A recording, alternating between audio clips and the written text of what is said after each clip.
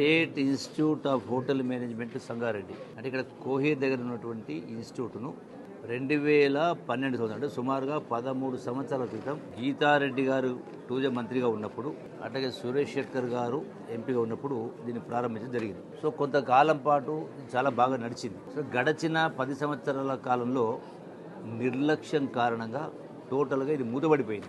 ఈ ఇన్స్టిట్యూట్లో పేద విద్యార్థులకు ముఖ్యంగా ఎస్సీ, ఎస్టీ, బీసీ, మైనార్టీ ప్రజలకు చదువుకున్న నిరుద్యోగ యువతకు వివిధ రకాల కోర్సుల్లో ట్రైనింగ్ ఇచ్చే కార్యక్రమం చేసి వాళ్ళ యొక్క స్కిల్స్ను నైపుణ్యతను పెంచే కార్యక్రమం చేసి రకరకాల అంటే హాస్పిటల్స్ కావచ్చు, ఎయిర్పోర్ట్స్ కావచ్చు, కార్పొరేట్ సెక్టర్స్లో కావచ్చు, రకరకాల ప్లేస్లో వివిధ రకాల ఉద్యోగాలు దొరికే విధంగా ఈ యొక్క ఇన్స్టిట్యూట్ ఏర్పాటు చేయడం జరిగింది. సో నిర్లక్ష్యం జరిగింది కాబట్టి మళ్ళీ ఈనాటి గౌరవ ముఖ్యమంత్రి రేవంత్ రెడ్డి గారి పాలనలో ఈ యొక్క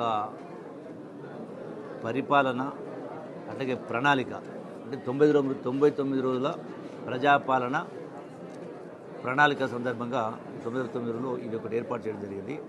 సో ఈ ఇన్స్టిట్యూట్కు మళ్ళీ పూర్వ వైభవం వచ్చే విధంగా రావటం కోసం మొదటగా ఇమ్మీడియట్గా ఒక 5 కోట్ల రూపాయలు దీనికి నిధుల్ని కేటాయించడం ఏర్పాటు చేస్తూ ఉన్నాం.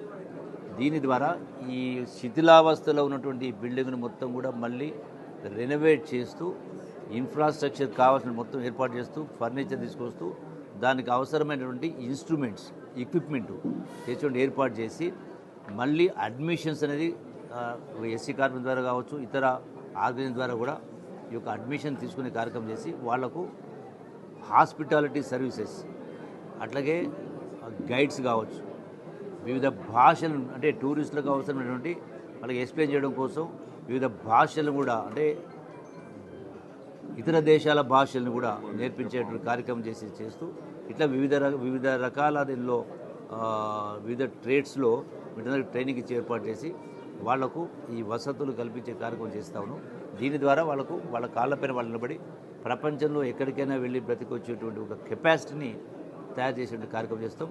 ఈ విద్యార్థులు కూడా వీళ్ళపైన ఆర్థిక భారం అదనంగా పడకుండా ప్రభుత్వం గౌరవ ముఖ్యమంత్రి గారితో అంటే ఫైనాన్స్ మినిస్టర్తో మాట్లాడి వాళ్ళకు స్పెషల్గా వాళ్ళకు కొంత స్టైఫండ్ ఇచ్చే విధంగా ప్రయత్నం చేసే కార్యక్రమం చేస్తాం.